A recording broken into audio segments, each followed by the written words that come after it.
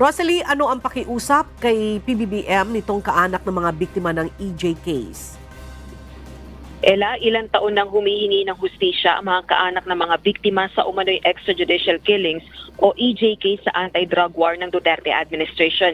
Subalit hanggang ngayon, wala pa rin napapapanagot sa krimen. Kaya naman muling nanawagan ng mga biktima ng EJK sa administrasyon ni Pangulong Bongbong Marcos Jr.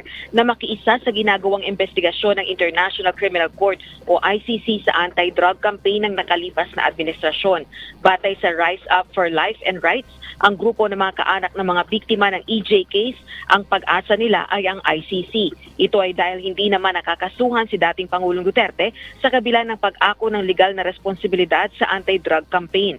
Samantala, naniniwala naman si former Bayan Muna Party List Representative Nery Colmenares malapit nang matapos ang ginagawang investigasyon ng ICC sa Duterte's drug war. Dagdag pa nito, pag nagkataon ang dating presidente ang kauna-unahang Asian na sasailalim sa ICC trial.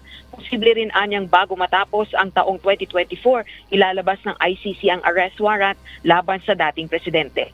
Balik sa iyo, Ella. Maraming salamat, Rosalie Con.